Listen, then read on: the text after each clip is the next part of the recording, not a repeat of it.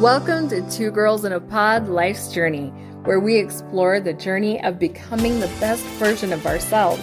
Join me, Christy, and my partner Sharon, a licensed professional counselor for over 20 years, as we dive into conversations with inspiring individuals who've overcome obstacles and achieved their goals. We'll discuss the power of self-awareness, compassion, and collaboration, and how embracing our authentic selves can create a ripple effect of positive change. Let's embark on this path of growth, empowerment, and connection together. I want to remind you to follow us on social media. If you love this podcast, be sure to follow us on Facebook, Instagram, TikTok, LinkedIn, and Blue Sky. If you'd like to find out more about what goes on behind the scenes, be sure to subscribe to our YouTube channel, Adventures of Two Girls in a Pod, where we highlight some of our travels near and far. Or watch Sharon mix up a batch of drinkable delights on Sip and Savor. Also, if you love this podcast, leave us a review on Spotify. This helps us get discovered by even more amazing listeners like yourself. Share with your friends and family, and make sure to subscribe to our website at twogirlsinapod.com so that you never miss an episode. Thanks for listening. Hello and welcome to Two Girls in a Pod. I'm Sharon. I'm Christy. And We're super excited. We have a guest on with us today. Licensed sex and gender feminist psychotherapist, best-selling author, researcher, professor, and media personality, Dr. Tina Schermer-Sellers. Welcome. Thank you so much. I'm so glad to be here with both of you.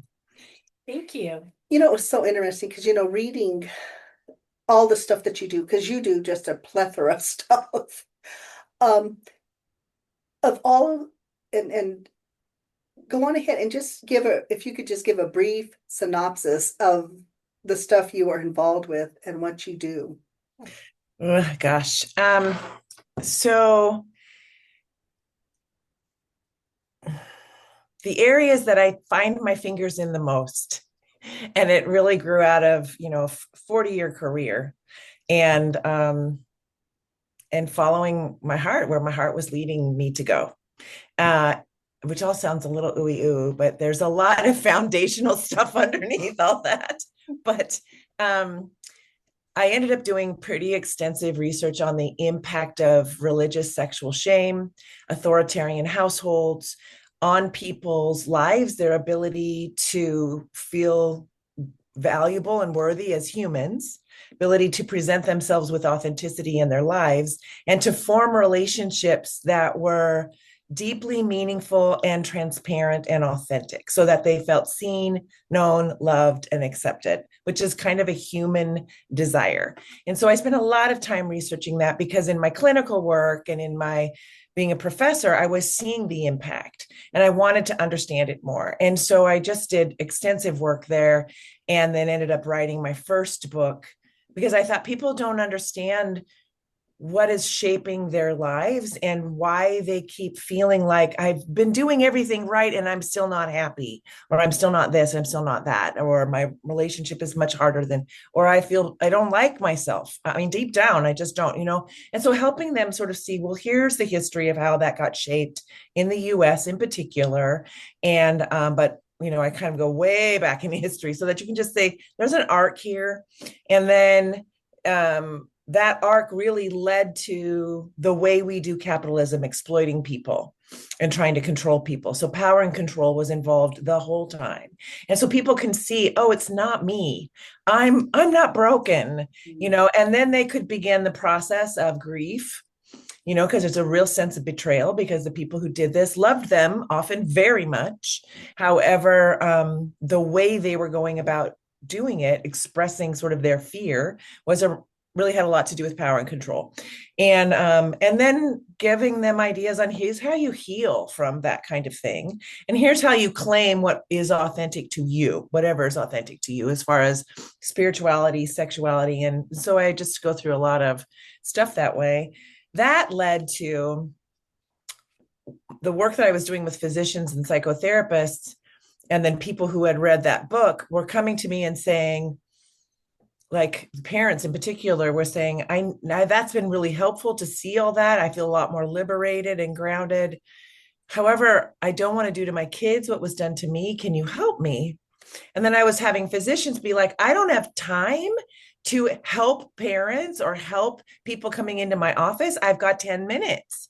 What can I do? And I'm like, okay, I will create handouts for you that are on that age or whatever. And then that ended up becoming also the book, Shameless Parenting, for parents and for people who just want to heal. Like, what should I have? If you can put that in words, I'd never like to should on people, but what should I have gotten in my infancy, my toddlerhood, my preschool, my grade school, and so on and so forth. And they can see, and they can read the books that a 5-year-old or an 8-year-old or a 15-year-old would read. And they could feel like that inner part of them that still feels shame for the things they thought and felt at those ages can begin to feel some liberation. And then parents feel like somebody's holding their hand, because it's literally chapters are birth to 2, 2 to 4, 4 to 6, up to 18. So I always say to parents, you just need to be 2 years ahead of your kiddos. You don't have to have it all figured out. In fact, work on yourself, just be a little bit ahead of them. And so that became so much of what I did. And then later in my career, I went back and studied what I really wanted to understand, the research of what was happening in psychedelics for the treatment of pretty significant trauma in people's lives, whether most of the trauma, over than 65% of it, is sexual trauma. But there's a significant, and we hear the most in the media about war trauma, which is important too. But it's also, it's not the bulk. And we have now created a culture and a society that creates trauma for a vast majority of people. They are under-resourced. People are stressed out in their lives. They grew up with violence. They're passing on violence and neglect because they're completely overwhelmed. And we have no social supports, or very little social supports in place anymore. And that grates on your self-esteem as well. So I wanted to understand, what's the research saying in psychedelics? Are we able to help people liberate and heal faster than our traditional psychotherapy, and our drugs really don't do much of anything? And so that's my latest endeavor, has been supporting clinicians who went on to train in that, because we don't have a government right now that's really supporting them or supporting healing or healthcare in general, So that's kind of one of the things I've got my fingers in now, is working with clinicians around supporting them so they feel they can do what they need to do to be a healer in the world. Well, I think it's interesting because when we're talking about healing the narrative of somebody, oftentimes and I know as a therapist, one of the things I talk to my clients about is that we find that we are doing all the right things and we're not finding the results we want. And oftentimes it's because we still haven't turned off the narrative of somebody else. We're still trying to live somebody else's version of who we are. So it sounds like the work that you're doing is trying to break those generational cycles, because it has to start with one person. And like you said, even if you can take a parent and teach them to parent differently. And when I taught parenting, one of the things I told them is, I think everybody who's in this room with us right now is doing the best possible job that they can with the knowledge they have. So what you're saying is, you have your knowledge, but let me add more knowledge to it. Do you find that people have been really receptive to that? And also, do you find that you have had people that have kind of kicked against it? I haven't had as much kick against it. And that doesn't mean those people aren't out there, because certainly I talk about the research that's behind comprehensive sex education, and people don't even understand what that means. So they hear that and you're like, you're teaching a 5-year-old about blowjobs. And yeah, no, actually we're not doing that, And so for people to understand what is comprehensive sex education, and it's from littles up through 8 or 9, it's emotional intelligence, relational intelligence. It's knowing where you begin and end and somebody else, your boundaries, autonomy, how to speak up for yourself, how to listen to others, how to learn to manage conflict. It's really about it's all the things that are foundational to a healthy relationship, right? And then from there, we go on from there. But when you say, am I adding more knowledge? Am I finding people absorbing that and having that work for them, or are they pushing against it? really what I'm also trying to do is to invite them to review their narrative. So to embody it, not just cognitive, like I'm going to look at, well, what was my home like when I was 2 or when I was 4 or 6 or 8? Well, what was like, how are people expressing things around, um, affection or gender or my body, or what were the messages that I was getting, and then if they get kind of clear about, oh, this is what I was taught, well, that may have something to do with what I'm thinking now. I can go get these kiddo books and I can read them to myself, and I can pay attention to what it feels like inside of me when I hear these stories, these words spoken to me. Can I feel the part of me that goes, oh, I was such a good kid. I was a good kid, or whatever. So I'm really hoping to invite people not just to absorb things cognitively, but to walk themselves through their narrative and to examine it, but in a way that invites a new experience, that lets some of that shame let go, so that their reactivity with other people in their lives isn't so great. That when their kid or their niece or nephew does something that they might notice now, oh, I can see I'm uncomfortable with that. Oh, that's because I didn't get what I needed. I can sit with that. I can go learn, that kind of thing. So I'm wanting it to be more than just knowledge, I think that's a great approach. It sounds like it would be a very impactful way to approach the subject. Well, and I think too, when you're talking about the cognitive versus that internal piece of us, I think that's why people continue to have that incongruency, because cognitively they can they can regurgitate all the verbiage, but right? then when you ask them, how do you apply that? Yeah. It's like, what? You Yeah. know, and the other thing that I find so fascinating is ages and stages of development. This is such a big thing with me because oftentimes when working with families and stuff, when parents are communicating with children and the child's not doing what their expectation is, I often tell them, sometimes you're asking them to do something that is above their cognitive ability. And also, how many times have you talked with parents who say, oh my God, I'm using my parents' words and I said I would never do that? Exactly. I'm often teaching the concept, and I love that you brought that up. We really have erased in public knowledge spaces child development.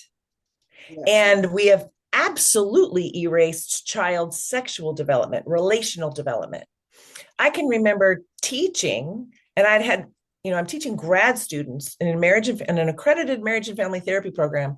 They have taken anywhere from 2 to 4 developmental classes by the time they get to me, and I'm doing clinical supervision with them. Not one of those developmental classes covered sexual development. Not one. Mm-hmm. And so they had no idea what kids would be curious about. They only had their own experience, which many of them had tried to divorce themselves from because they were bad. No one was there to say, that curiosity is delightful and wonderful. You just needed guidance on how to channel it, right? And so I wish that child development information, which is part of why I wrote Shameless Parenting, was right in front so people could go, oh, and this is what I would say to my kids who now are in their 30s. I would say, you're fulfilling your job description. You're not supposed to like what I'm asking of you right now. That is so okay. You are okay. And we're going to find a way to build the resilience in you so you can tolerate that you're being asked to do whatever the thing was, right? Just that how you respond. And what I see, and maybe you see this too, Sharon, is that parents are often treating their children, and this is coming from a good place, but they're treating their children from their own cognitive level. So they're wanting them to pick up after themselves.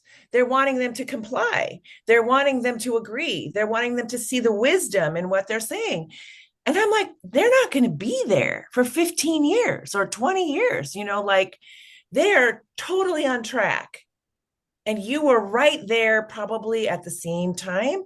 So we have to deal with them different. We don't want to shame them for not being there yet. And we are going to invite them to grow in discipline, grow in listening, grow in negotiating, grow in, right?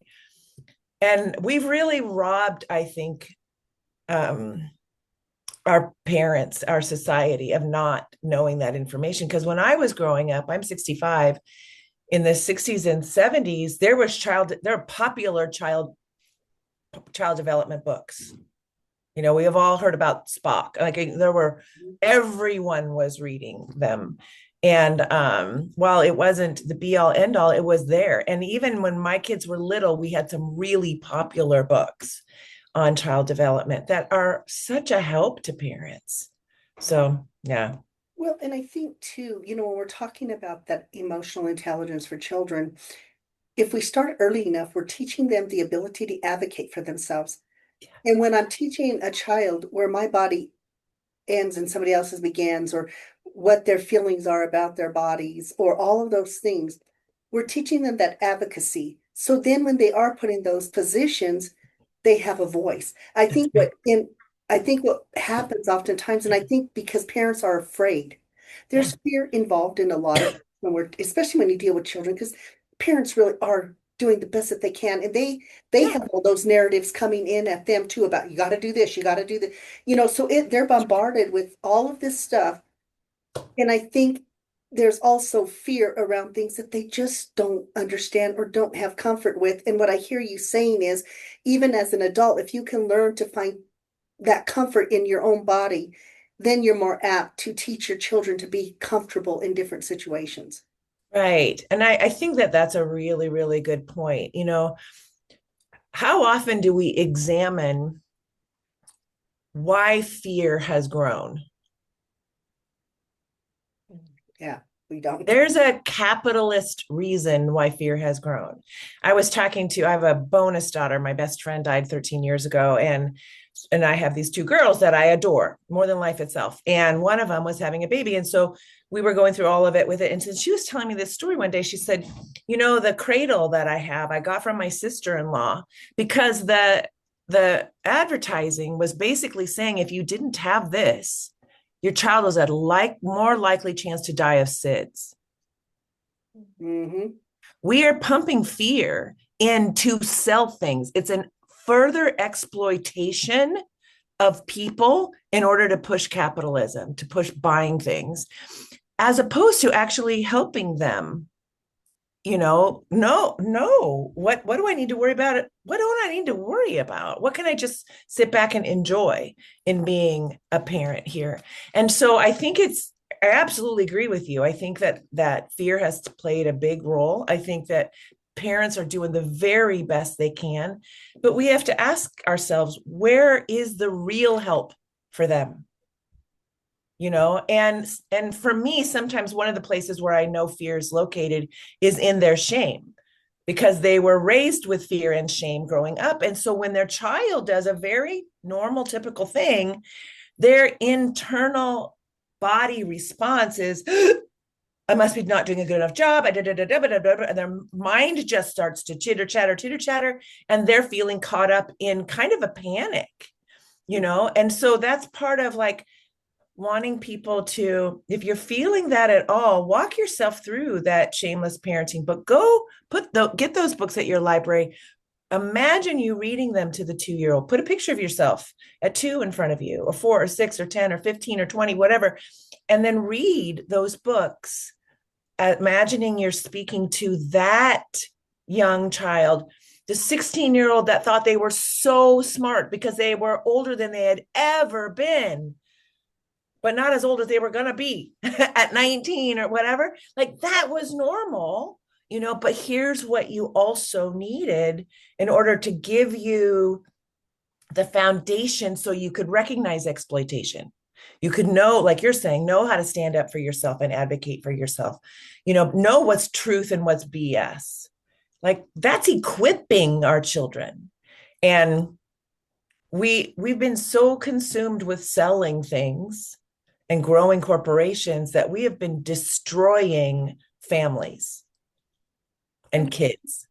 so much created around that with the whole shame thing, like you say, and it's creates that embarrassment. And I think that's why parents don't want to talk about it. They don't even know how to talk about it, don't know how to approach it.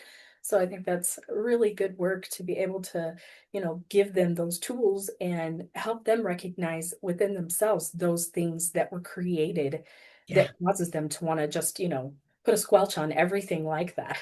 Yeah, and that's exactly right. In the shameless parenting book, I'll often say, so let's just imagine that your kid walks in on you, or let's, whatever age group we're in and the things that they tend to do. You walk in and your child's got their pants down with their friend, and they're 6 or 5 or whatever. And if you can feel inside your body, even imagining that, you can feel yourself constricting. Like, I would say, put your hand on your heart and just say, it's okay. The people who loved me didn't know how to give me what I needed. So I'm going to give me what I needed. Now, that body response is shame. And it starts pre-verbally. Unless you grow up in a home that understands and is pretty evolved, I guess, emotionally and relationally and with sexual health and all of that. Children are finding their genitals at 11 months, right? 10 months. They start to get control of their hands, so it's not hitting them in the face anymore. And then they manage to grab something and they're like, oh, this is a tool, and it's just shortly thereafter, within 6 weeks, usually they find their genitals when they're in the tub or they're getting their diaper changed. This is pre-verbal. Mm-hmm. And somebody, usually some caregiver that they are very attached to, is getting their entire neurosystem wired and mirrored to, goes, gross, don't, and gets loud, slaps their hand away. That child has no idea what just happened. And they won't have the cognitive development to not do that in front of that person until they're 4. So how many times does it happen between 11 months and 4? And they get that response. So what comes into them is something is profoundly wrong with me as a human. Yeah. It's pre-verbal. I often say, I think sexual shame in the United States is the first shame we experience and the most pervasive shame we experience, because by the time our environment has a little bit less impact on us, the culture has already taken over. We have 50% of 6-year-old girls, 2/3 of 9-year-old girls, and 90% of 15-year-old girls, this is research, already modifying their diets. They have already learned from media and from the air they breathe, the water they drink, basically, that they're not good enough, no matter how they are. And that is so, so we have on that end, we have the body shaming that takes place. And a few weeks ago we had on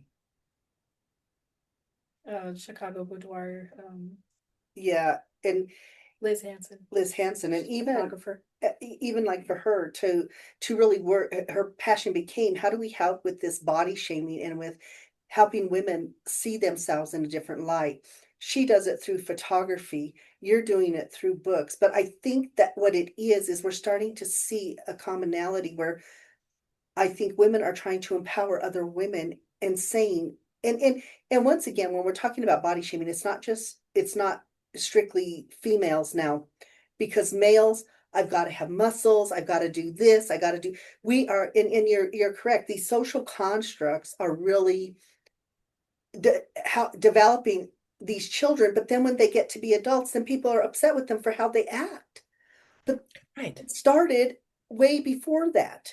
Right, way before that. And people, again, and we've designed it this way, are completely ignorant to the impact of commercialism, materialism, capitalism on them and on their children and families and schools and neighbors and so on.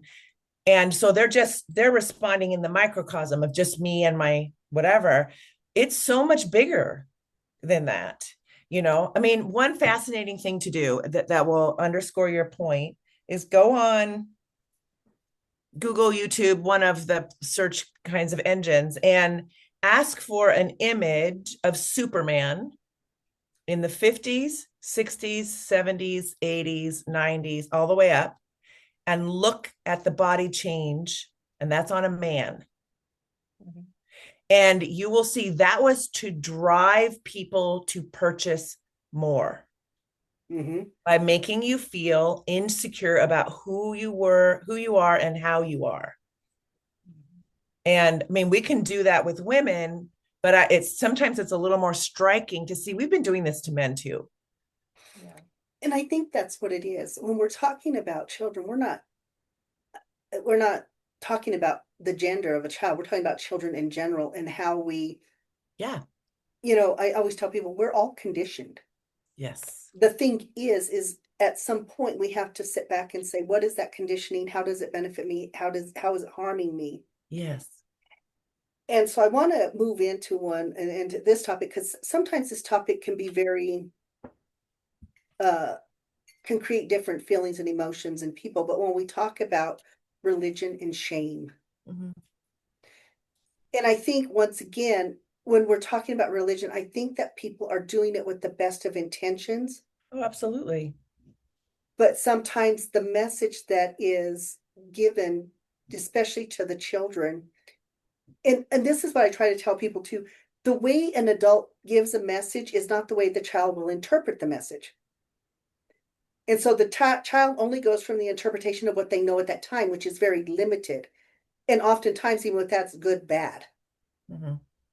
happy, sad. They're very, those, that dichotomy that they have within the emotion. Mm-hmm. So when parents are saying, or they're going to church and they're learning certain things, it doesn't mean that the child is interpreting it that way, because I think what you said was very true. We have adults who are talking to children in our cognitive level here to somebody who's 4, 5, 6, 7, it doesn't matter. It's not going to match. So their interpretation is going to be different. Mm-hmm. So how do you help them navigate that as well? Because faith is important to everybody. Oh, yeah, absolutely.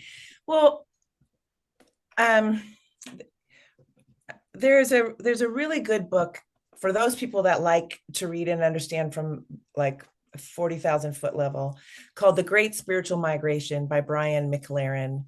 Came out maybe about a decade ago, but he really describes how the movements of key religions will make some pretty profound shifts about every 500 years. And so he chronicles what's been happening in the US around evangelical Christianity in particular. So Christianity really at the sort of broad sense, you know, it used to be the Southern Baptist Church was the biggest denomination in the US as far as a Christian denomination. I'm not sure what it is now, but anyway, he talks about, so you can see the trend. And that's helpful to see a trend because we're caught in trends. We're all caught in trends, but sometimes we're not standing high enough to see what the trend is. So if that's something that's interesting to you, I would recommend that book for people. But and one of the things that I think is important, one of the takeaways from a book like that, and there are probably others, is that we've moved from a values-based, many of the religions have moved as they've become more fundamental or restrictive or, I don't know, fear-based, maybe they've moved like, we've got to get this right. Oh, my kid has to be a Christian. Oh, my kid has to be a Catholic. Oh, we get as we've moved more that way, we've moved to focus more on behavior than on values. So values is we don't believe in solving our problems with violence. We believe in using our words. We believe that being kind and respectful is something that we do. This is how Jesus was, or whoever your faith, God's people are. We want to try to help them understand. And then we have to, if we want our kids to learn it, we have to do that too. We have to be respectful. We have to be kind. We have to manage our anger. We have to, consider ourselves, but also consider the impact on the other person or whatever. That's more values-based. We've moved into and have been for quite a long time behavior-based. You need to look like this. You need to have this kind of job. You need to be this kind of person. And it doesn't matter who you are behind closed doors, as long as you are presenting this way. That's what God cares about. God cares that you are out there presenting yourself as a strong person, or as a leader in the church, or as a leader in your business, it's very behavior based, which also can be like, how do I find grace for myself when I make a mistake? There is no grace here in my family. How do I learn? How do I understand that mistakes can be part of a learning? I can turn my mistake into a lesson if I sit and examine what happened that I could do different next time, right? We don't have any of the undergirding of the values. The values have like gone down the river, and we're very much on the behaviors. So now we can be in a place where people who put themselves out as very religious people say, it's okay that that was said on that chat. That doesn't matter. People aren't really that way. They're just, how locker room talk is or whatever. No, no, no. Who you are behind closed doors is who it says what's happening in your heart. And it matters what's happening in your heart. So religions, as they become more fundamental and around power and control, more patriarchally oriented, they have become more behavior focused. And I think it increases the shame, rather than giving people a way to examine, like, help me understand how that works for you to present this way here and present this way here. Can you just help me understand that? I don't understand that. So you just invite people into a conversation to be curious, not to condemn themselves, but to be curious if this is really how they want to be. But I think here in the United States, especially, you don't see people willing to have those conversations, whether it be about because of religion or whatever. We've made it such a taboo thing to have these conversations. I know. Mm-hmm. Yeah, it really is. Yep. Well, I think the other thing is, one of the things I work a lot with my clients on who have children is reminding them that children learn through behavior, Yeah. not through words.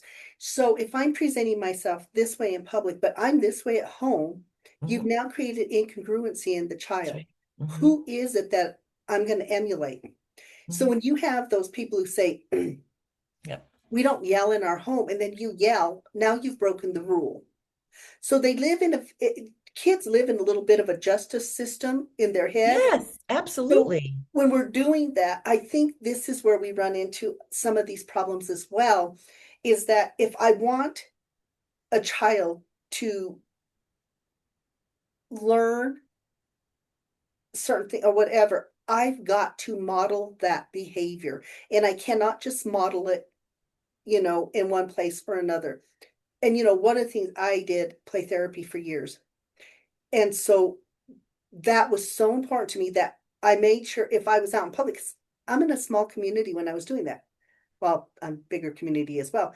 Yeah. But always remembering that when I was in public, because you run into these kiddos, they don't care who you are, where you're at. They're right. The way they're going to be, and they're going to go, hug on you, whatever they do.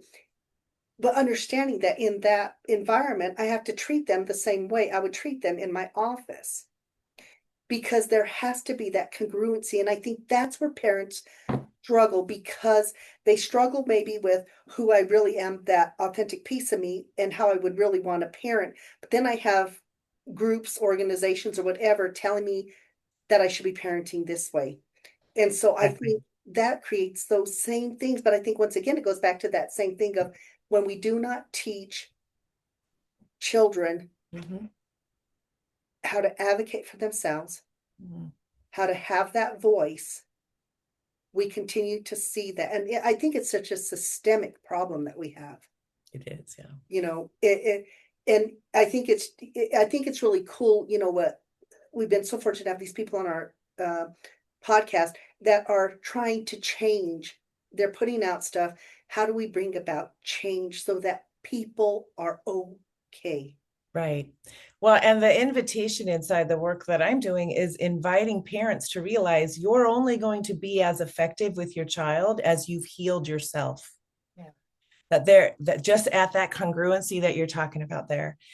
And because what happens when we demonstrate incongruency with our children, we tell them one thing, but we do another, is they lose respect in us.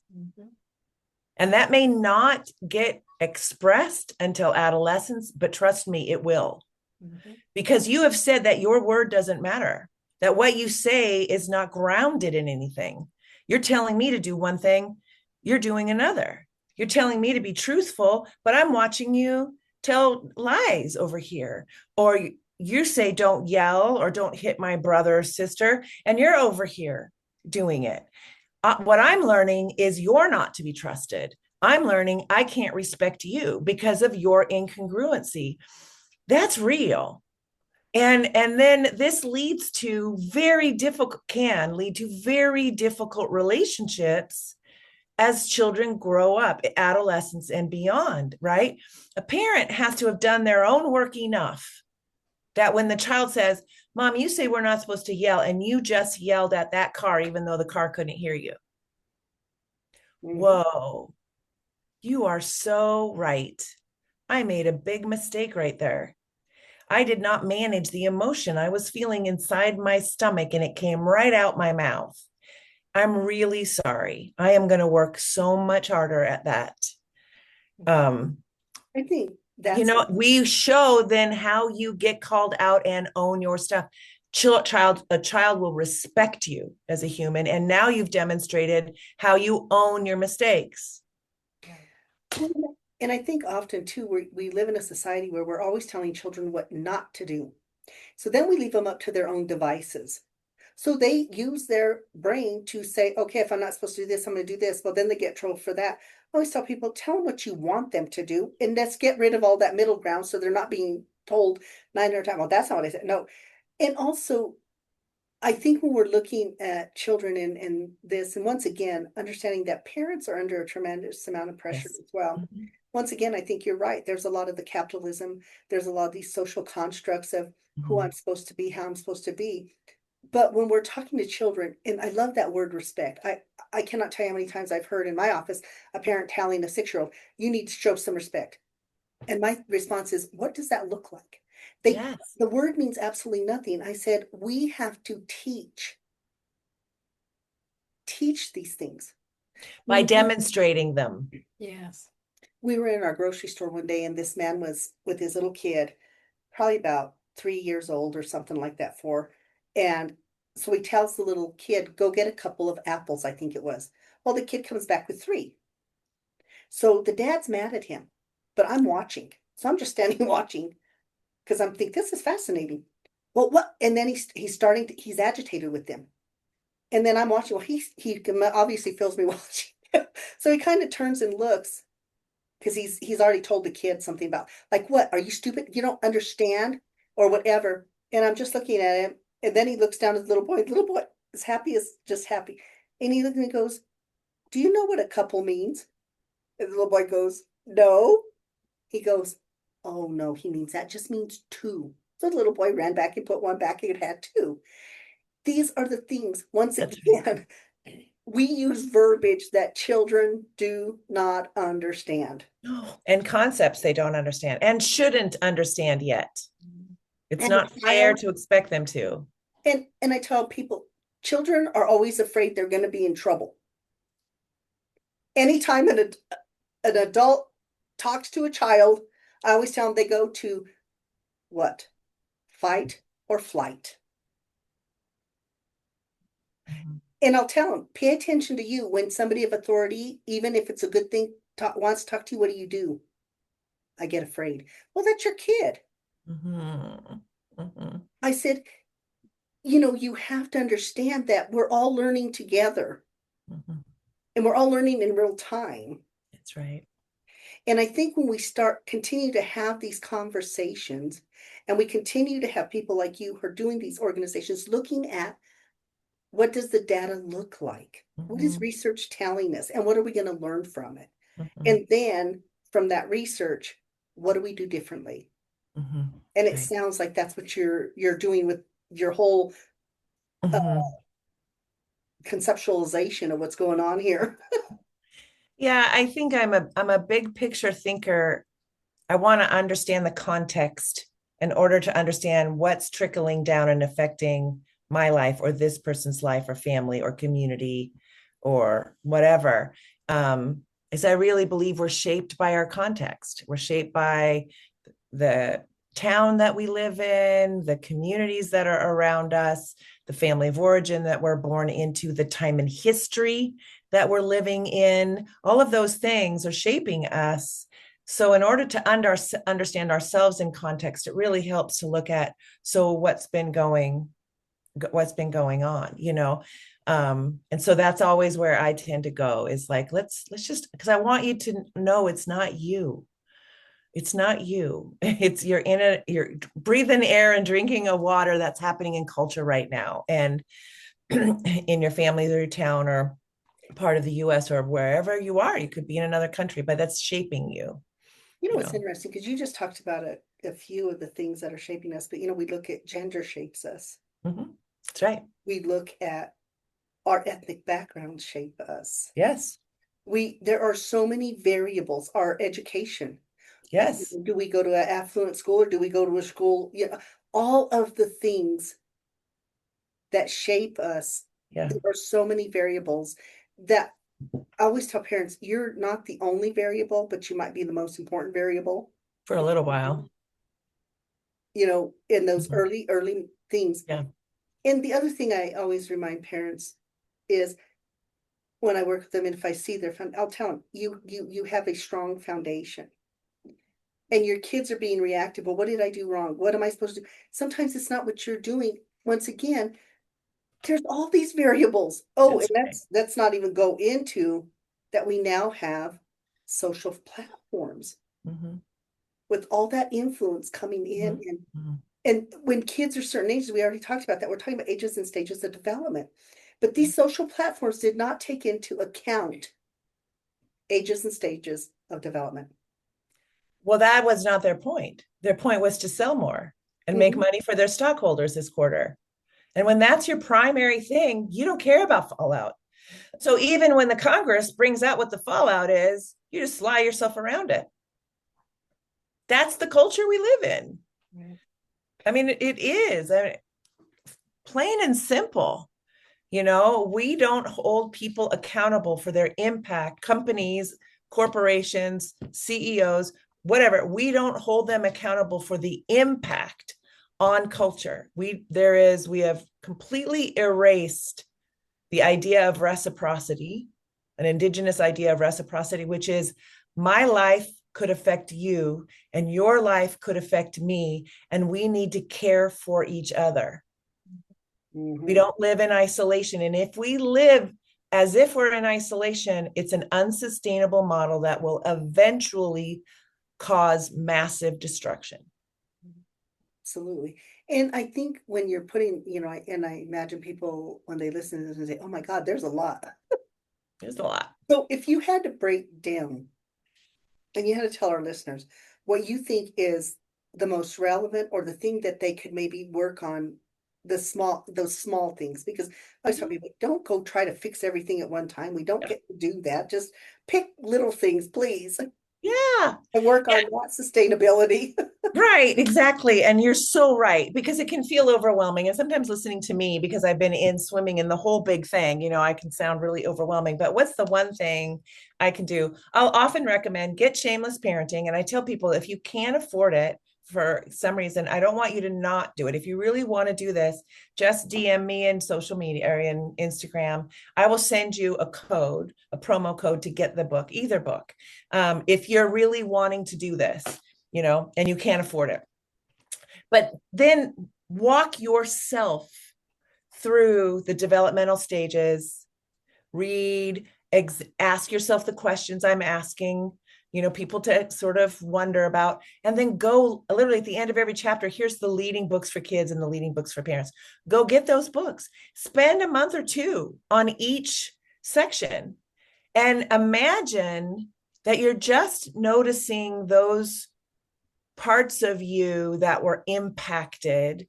And maybe you'll find out, oh, I think I did get a lot of this from my grandma. That was really nice. I'm glad I did. Or, oh, you'll just start putting your own narrative together, your own story together. For people that maybe are more like writers, or that doesn't sound as appealing, you can go to my website, which is just my name, Schermer-Sellers.com. And on the homepage, there's a place that says Sexual Reclamation Project. And you can click on it, and it will give you a PDF that just asks you a bunch of questions, that walks you through questions about gender, affection, how conflict was done, how you learned about sexuality. And it walks you through your parents and grandparents, and then your childhood, adolescence, and adulthood. And then it asks at the end, looking back at this, how do you feel about it? Do you want to carry this legacy forward, or do you want to make any changes? And what would be the changes you would want to make? That's just another way to do a very similar thing that happens with the Shameless Parenting book. Whatever seems more fun, but take on something around the task of healing yourself first, because then you are a different instrument in the world.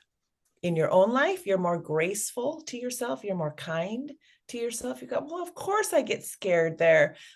I got the PWAC and Whittly Dink scared out of me when I started my period, or when I had my first wet dream, or whatever, like, no wonder I'm scared. It's okay.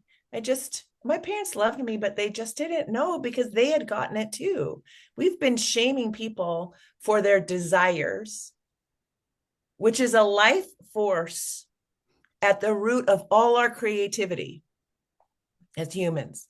When I desire something, whether it's a cup of coffee or to start an honor rising, right? It's a desire. It comes from this. It's a life force. But we've been shaming people around desire since the 4th century.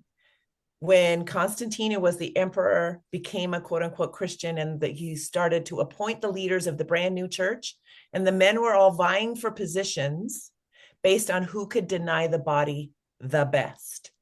There was nothing Christian about that. That is just what was going on in culture.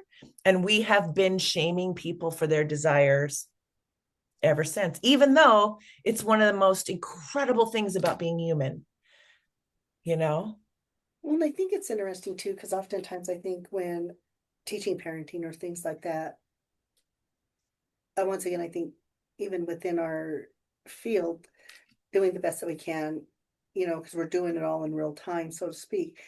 But oftentimes when teaching parenting, sometimes we get so fixated on changing a behavior, we're not developing the child. That's right. Yeah. When I taught parenting classes, I used this incredible curriculum called Strengthening Families. So it tells you right in the thing where it was about strengthening the families. It was about teaching parents to talk with their children about their dreams, their desires. What is it? What we're capable of, and nurturing in a different way, because anybody can change a behavior. Right. But changing a behavior does not change the internal dialogue. Right. I mean, that's so important, Sharon. That conversation is so important. And even like getting people, what has created change for you when you needed to shift at what helped you the most? And a lot of times it's often getting down underneath it, like what's motivating that behavior? Is there a fear there? Is there a value there? If I don't stand up for myself, no one will, and I've got to do it in a big way. What's there? Let's look at what's driving that, and then examine, how's it working for you? And if it's not, what might work better? Let's just get underneath it. There's nothing, we all have, call them bad habits, call them unhelpful narratives, things that we have absorbed from the culture that we live in. We learn how to exploit people based on the culture we live in. And that's acceptable. But is it acceptable? Does it cost us our relationships, our authentic relationships? And is that going to be okay to us when we're 85 and we look back on our life and all of our relationships were transactional? None of them were authentic. No one really knew me. Is that going to be okay with you? Because I worked in oncology for a decade. For a lot of people, when they're examining their lives, they're not always happy with the choices that they made, but it was so influenced by the culture that they lived in that they didn't, and no one was inviting examination. There was just excuses, right? Well, I think it's also, if we ask ourselves the question of what do I want my legacy to be? Yes. Mwah. Anytime you can ask that question, what do I want my legacy to be? Yes, And my legacy doesn't mean to the world, but it means to the people that matter. that's right. And I think, I work so much more with men. That's in the last 12 years, my practice moved. I do a lot more men. I started with children and women and that. And, as I've been working with, and I'll tell them, I'm so sorry because as a society, we have done a disservice to you. Yes, You die absolutely. younger. The reason you die younger is because you are falling into this narrative of what a man is supposed to be. Mm-hmm. And it's killing men faster. And it's part of that is, and I'll ask them, what do you think is going to happen if you explore your emotions? Crickets. Right. Fear. Crickets. Yeah, it's that narrative that we teach them. Yeah. Boys don't cry. You would think that we are in the year that we are, you would think that we would have stopped with some of the stuff that we know is not healthy. Right. But how many times do you listen and you'll hear these male CEOs, well, if you're not working 80 hours a week, then you're not doing your job, or, you're not. In a lot There of was an them, article in Wired magazine last week.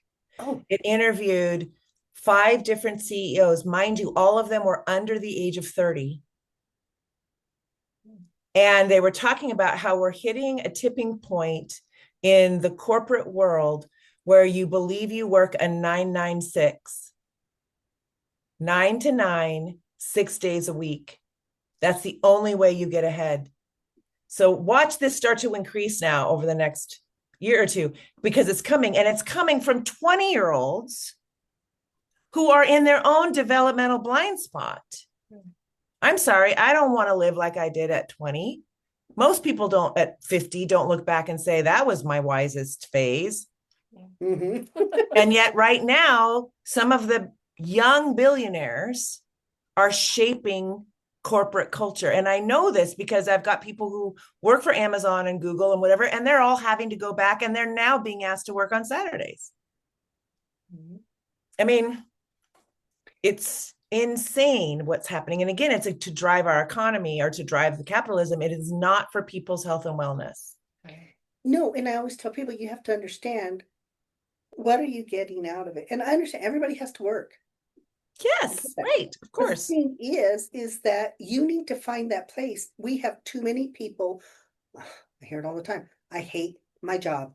I'm miserable. So how can I help you with your mental health when you're stuck in a job? Either you need to change the way you look at the job, or you need to change a job. I can't, we don't have the power to fix this societal construct right now. But I think a little bit at a time. And I think it's a weird dichotomy with right now with this, because you have those who are 20 years old and they're excelling, and then you have the other part of they're like, oh, I don't like it, you yelled at me, I quit.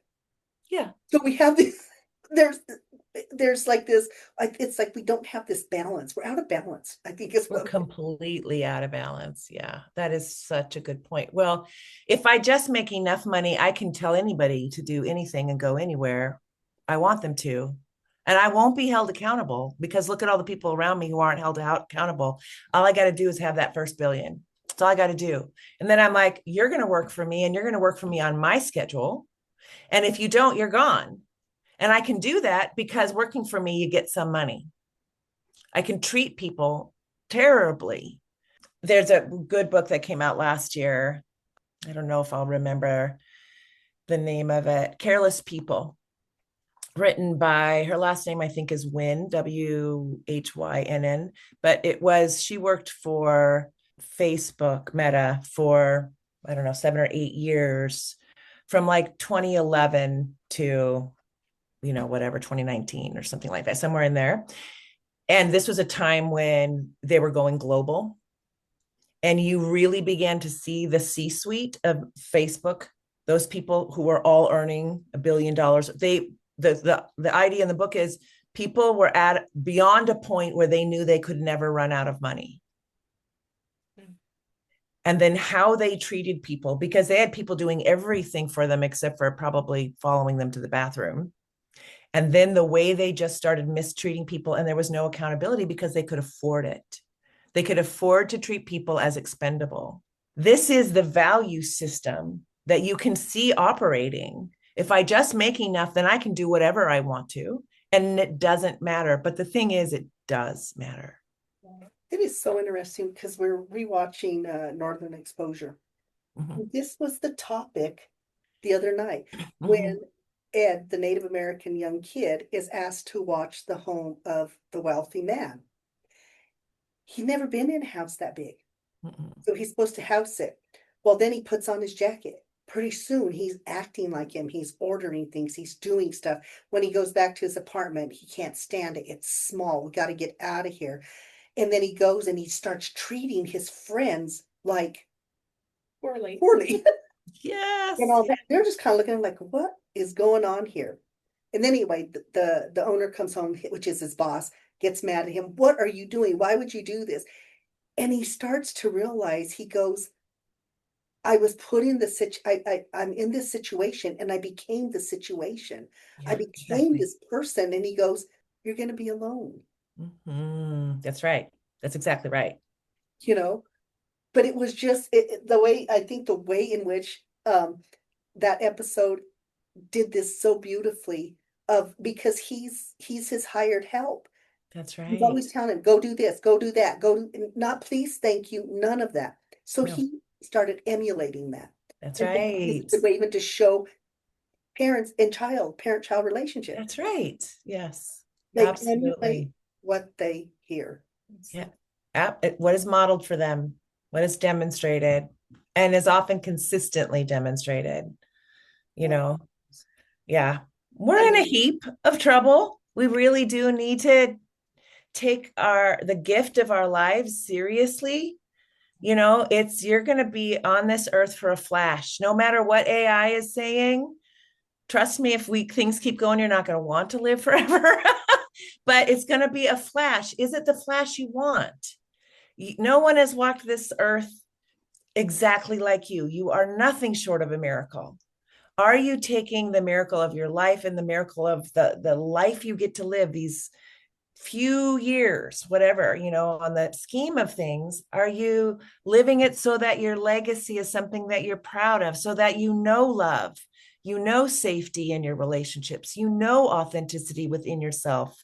You're not afraid to be alone, and you love being with others, and you keep things in balance. Like, it's an incredible opportunity that we're being given to live a life. Are we taking advantage of that in such a way that we are honoring ourselves and honoring the people around us? And that often is going to take some work, because we've got some healing to do. Because if we were not treated well growing up, then we've got some work to do. We've got some healing to do. wow. So, These are such important topics right now. I mean, we could talk forever, but I love the way that you ended that, because I think that is the hope. Yeah. And all we can do is provide hope and then provide the tools to help people on this journey to Right. their authenticity. Mm-hmm.